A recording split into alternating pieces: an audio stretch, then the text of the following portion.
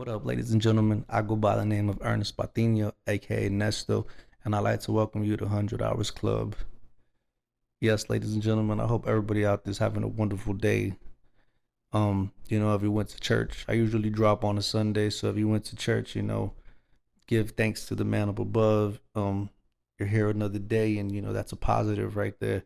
On this one, it was just like I had read something, and it had said like it was one of them. I think it was on Instagram or I think on TikTok, and it was one of those where it had like four different pictures. So you read one, then you scroll.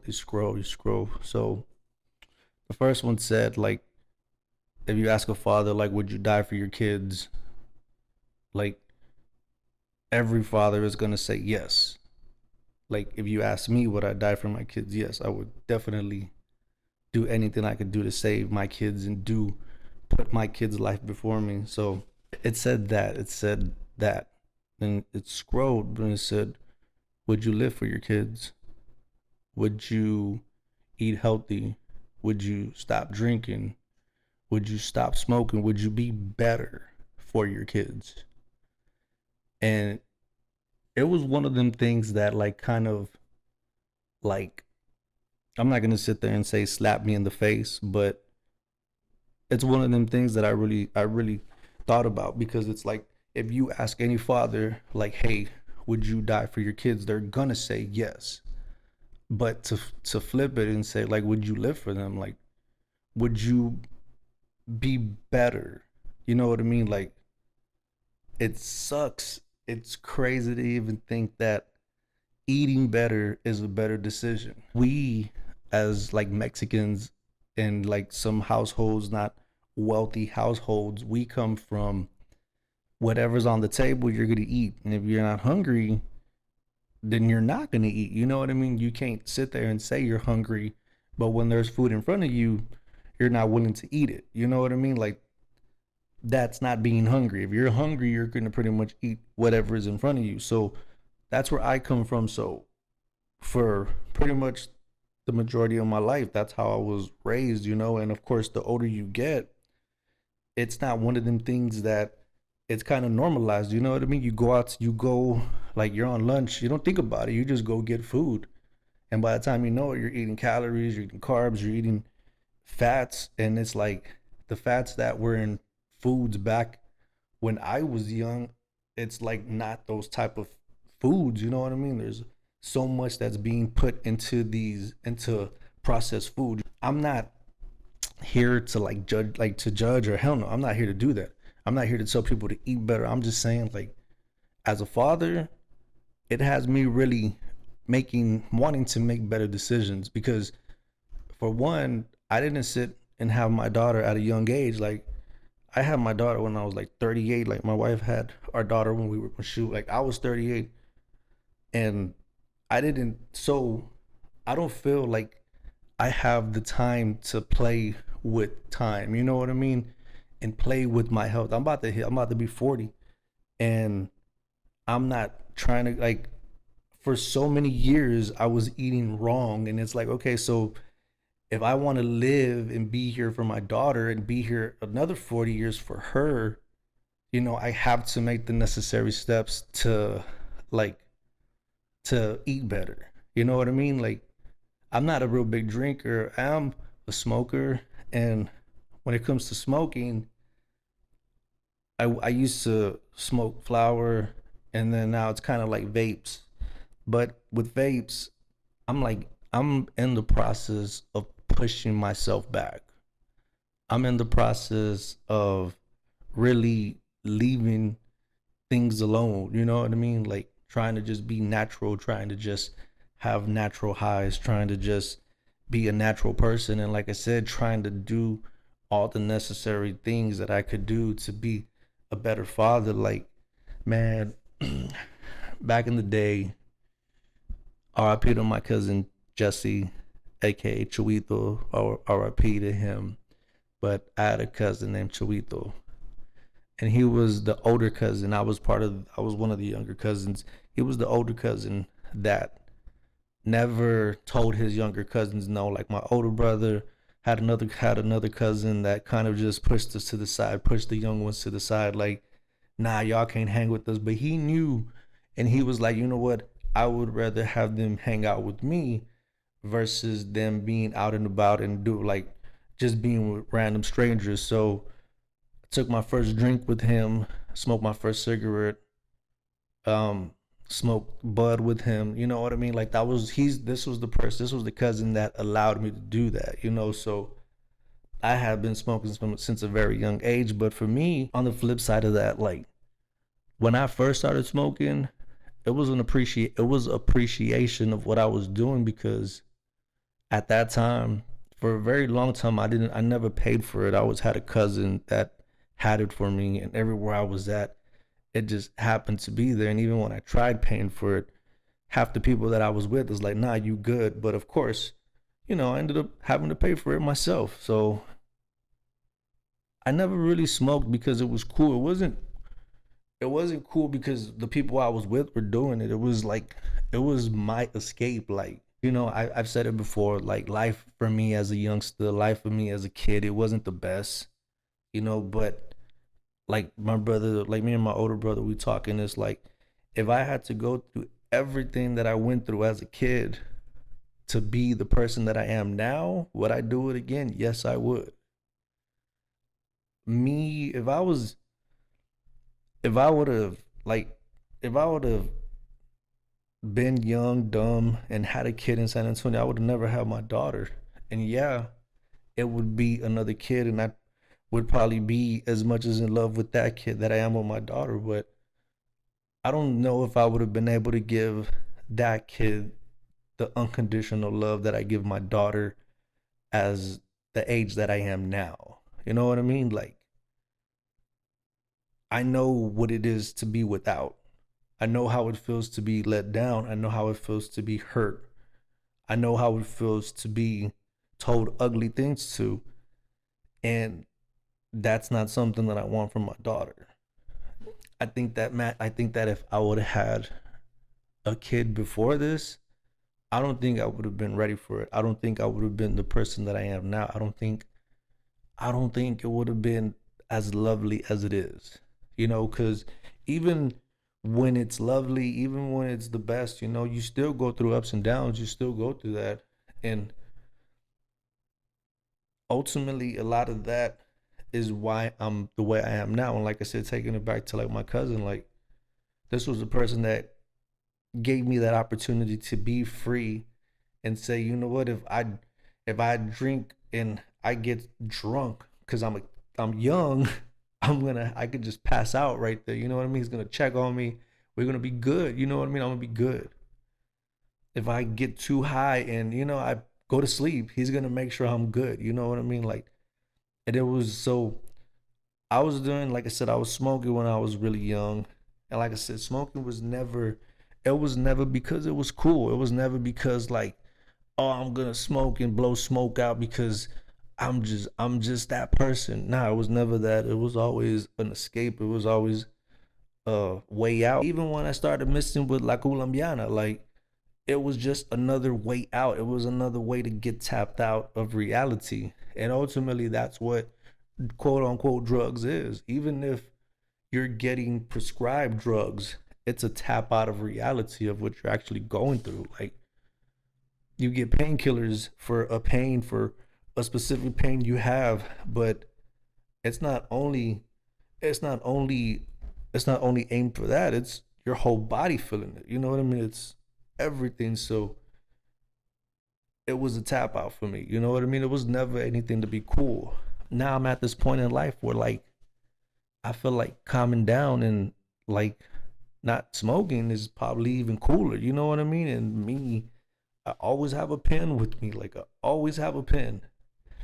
And smoking flower to me is just too much of a hassle. Like you gotta break it up, you gotta roll it. That's a real smoker. That's a real OG smoker. And you know what? I salute that. But I think for me, I just I'm too involved with my daughter. I'm too involved with my wife for me to like go smoke and be smelling like it and just be around everybody. Like, You know, when I was young, that was my cologne. Like that was really my cologne, and I could have cared less if anybody smelled me, if anybody, you know what I mean, if anybody smelled me, if anybody, had the scent of what I smelled like. I really didn't care. It was that's what my scent was. And I've always been a person to like wait. I'm never a person that's when I'm making business moves, I have a clear mindset, and I've always been able to tap myself on the back for that because I go get it with the clear mindset, and then when I'm done hustling and when I'm done clocking out, that's when I could sit there and say, I'm gonna enjoy myself. Just the way people be clocking out and going to the store and getting a beer, and that's their relief. I got everybody has relief and they do it in their own way. But like I said, man, I just been smoking for years. I've been eating like crap for years. My mental health has always been up and down for me because my biggest enemy and my worst enemy is myself. You know what I mean? Because I always sit there and tell myself I'm going to do this. And, you know, when it's about to happen, I'm just like, you know what? I'm going to chill. I'm going to I'm tired. I'm going to lay down. I'm going to do this. I'm going to do that. But you know what? As much as I hustle for other people and for other companies, I gotta hustle for my brand. And my brand is 100 Hours Club. I just finished rebranding. Shout out to everybody that is still by my side. Started Landing on Mars is now 100 Hours Club, and that's the rebranding that I just did. And you know, I feel like it's more me. It's easier to find, and it defines what I do on a daily because I shoot for every two weeks. I shoot for 100 hours, and I shoot for that because that's how I feel I'm gonna survive, and I'm gonna be able to take care of my household is by shooting for 100 hours. And there's people that might work 200 hours a week, whatever. You know what I mean? I shoot for 100 hours, and that's why 100 hours means so much to me, and that's why I'm in the process of doing what I do because I'm really trying to be here. Like I'm not trying to. I want to make an impact on my daughter's life. I want to make an impact on my wife's life. I want to be able to be here and show her lessons. I want to be able to see when she goes to school. I want to be able to see her graduate. I want to be able to see everything that I could possibly see. But I'm not going to be able to do that if everything that I choose to do and everything that I'm doing is wrong. You know what I mean? And like I said, it's not necessarily wrong. It's just that's what we grew up. That's what we grew up doing. You know what I mean? Eating wrong, doing like alcohol, all of this. I don't have nothing against it. I'm for like today. Me and my wife, we went to go have our early anniversary lunch or dinner, whatever, and I got a drink. She got a drink. It's just making better decisions in long term. You know what I mean? Like I said, like if I go 7 days smoking and I could sit there and say, you know what, I went 5 days, that's an accomplishment. And it's baby steps because these habits are hard to break. You know what I mean? It's not easy to go away from it. But like I said, I have a daughter that depends on me. You know what I mean? I saw what my brothers did. I saw what my sister did. They have kids. They raise them. They love them. They're there for them, and they look out for them. And now they're grown. Now they're doing their own thing, and they're wonderful kids. My nieces and my nephews, they're wonderful. I want my daughter to be a part of that. I want my daughter to be a part of that wonderfulness, and I want to make an impact on her life. I think us as parents, we should want to make impacts on our kids' life, not negative, not in the sense of, oh, mommy's mean, daddy's mean. No, like show them right from wrong. Show them that, hey, you wanting this game console or you wanting this phone, I have to be gone for a full day plus 5 more days. You know what I mean? Like I never understood what money, like I always wanted money, but it was never wanting money because like yeah, wanting money to ball and wanting money to have for wanting money so you could get what you want. And There's someone on TikTok. Shout out to Life of Cody, I believe it is Life of Cody, and it's like Life of a Dad, and he's always like barbecuing. He's always barbecuing, and I'm like, that's awesome. And he's like, man, like money doesn't matter, nothing matters, but as long as I have my family, and I agree with that. And trying to be like, I'm not trying to be a dick about it or be mean about it, but I agree with that to a certain extent because money is not everything. Money does not define who you are. But if I need to put food on my kids, if I need to put food on the table for my kids, I need to go make money. You know what I mean? Like I don't get I don't get no help from no government. Me and my wife, we spend on groceries, it's like 120 every week on groceries. And I don't know if that's a lot. I don't know if that's a little bit, but that's enough for us. You know what I mean? So in the sense of money is not everything, but I need money to go fill up my tank.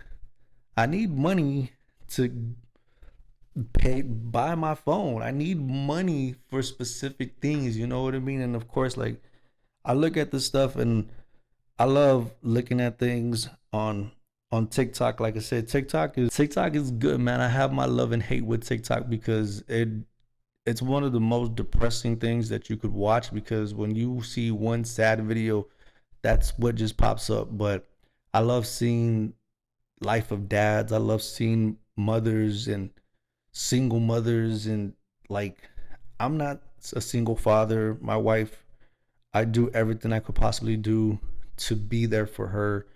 And I don't want her to be a single mom. I don't want to be a single father. I see this stuff and it inspires me to be better. Like, I want to be the best father that I could be for my daughter. I want to be the best husband that I could be for my wife. And ultimately, that's going to start with the choices I make. Some people, like, I want to be the good annoying to my wife. I want to be the good annoying to my daughter. I want to just be positive, and I can't sit here and tell my daughter to be positive and be this and be that if I'm not leading by example. You know what I mean? It was like I love my parents, and what what they didn't show me and what I saw me observing, I always learn to observe, learn as I observe. You know what I mean? Like learn from what people are doing, from whether it's right, whether it's wrong, whether whatever it is, you know what I mean? I learn to observe. Like I stay on the sideline, I play my role, and I do the necessary things that I need to do for me. I am never putting myself into the position where I'm stepping into other people's line. Like I will never tell anybody how to raise their kid. Never expect anybody how to tell me how to raise my kid. But I feel like as parents, it's very important to be in our kid's life. You know what I mean? Like if if a kid has both of their parents, that's beautiful. And if the kid only has one, then hey, it's still beautiful because at the end of the day, man, I come from feeling like it's my fault. I come from being my worst enemy because I always felt like everything I went through was because I was just that annoying. I'm like, damn, am I that annoying that my mom does not want me to be around? You know what I mean? Like, am I that annoying? But what I've come to learn and what I've come to understand is that my mom, I love her. I love my dad. RIP to my dad. And like I said, I love my mom, but my mom had her issues. Just the way I had my issues. But the one thing that I observed, and it was like whatever issues my mom had, she might have took them out on us, and I'm glad she did, because whatever issues I have, I'm not gonna take it out on my daughter. I'm I'm gonna break these generational curses, just the way like my brother said he's breaking generational curses, and it has to start by standing up. It has to start by putting your foot down. It has to start with what you eat. It has to start where how you wake up in the morning. You want to wake up, you want to take over the world, take over the world. If you want to wake up and the first thing you do is complain, damn, I don't know what to tell you. You dig? I don't know what to tell you, and I wouldn't want to tell you nothing because, like I said, this is my platform. I appreciate people coming into my world. I appreciate people letting me borrow their ear for however many minutes I decide to put my episodes together. And like I said, it's just a real person being real. You know what I mean? It's a real father chasing real things, chasing dreams and making them reality. You know what I mean? And I'm just trying to lead by example. And that's why I'm in this position. I'm trying to lead by example. It's funny because I even had my boy hit me up. He's like, hey man, I just got a fresh. And I'm like, you know what? I'm good. I'm good. You dig? I'm good. But yeah, man, like I said, it's just being positive. And just like I said, wanting to be a parent. Like, I don't respect people that don't take care of their responsibilities. I don't respect people that walk out of people, like, out of their kids' life. Like, I don't respect that. Like, I don't, like, just like real quick. Real quick.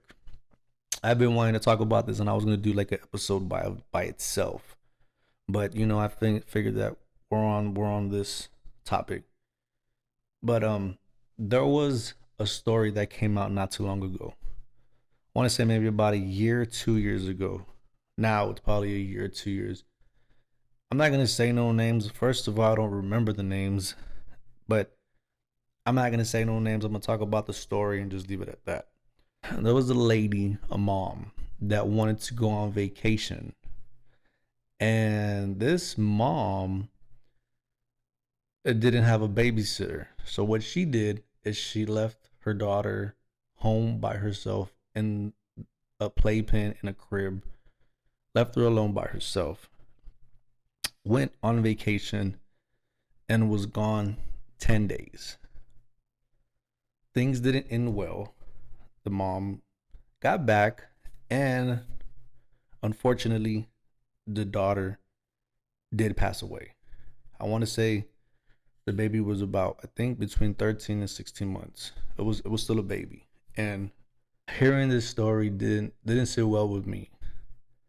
But I messed up because as I was listening to these stories, there was a doctor that came out, and a doctor had footage of footage of a ring cam that caught the baby crying. Heard the voice of the baby crying. So when a baby comes out of the mom, they have to have like skin contact.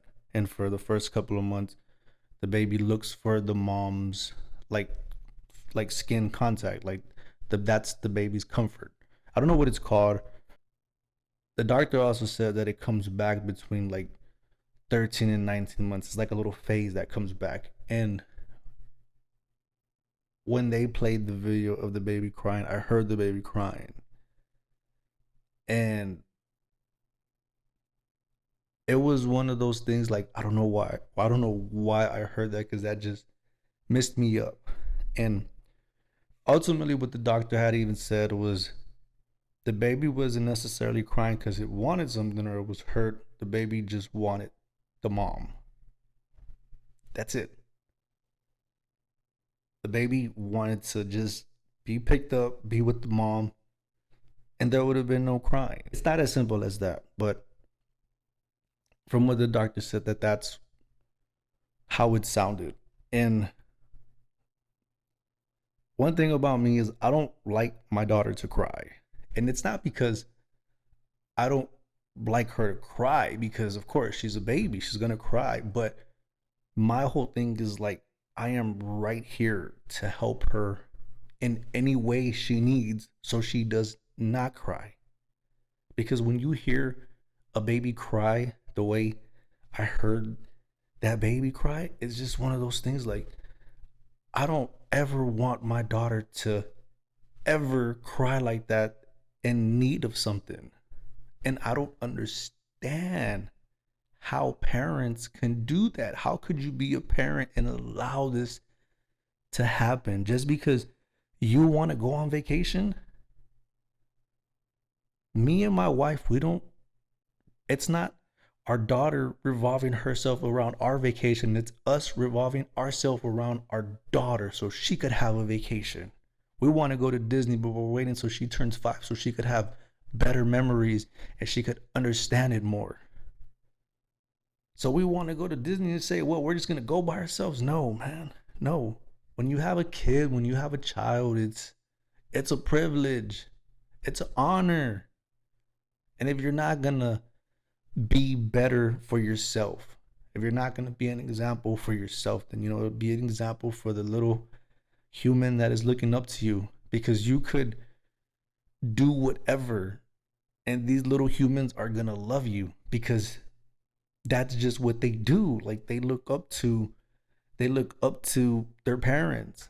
And as much as my parents did whatever they did, I still look up to them. I still love them. And I still hope and pray that I did the best that I could for them. And like I said, I'm never going to hate them. I'm never going to be mad at them. I hate people that don't take care of their responsibilities. I hate people that don't take care of their kids. And you know what? Hate is a very big word. But like I said, 100 Hours Club, this is not for play. This is a very serious platform. And if you're going to come and listen to these episodes, understand you're going to get knowledge and positivity. And I'm here for the people that really want to be here. That's something I have been wanting to talk about. And I'm glad that I was able to talk about it like this. But yes, I want to live for my daughter. Yes, I want to be better for my daughter. So you know what? My journey has started. My journey is it's gone. It's on. It's turned on, and you know what? I'm driving on it. And you know what? It's funny because everything I did back in the day, and everybody that told me that I was wrong for doing that, well, you know, you know what it is. You dig? You know what it is. But all I could say is back in the day, it was better, way better. But neither here or there. But I really appreciate everybody, ladies and gentlemen. Thank y'all so much. I go by the name of Ernest Patino, aka Nesto. This is 100 Hours Club. Y'all have a wonderful night. Y'all be positive. Yalla.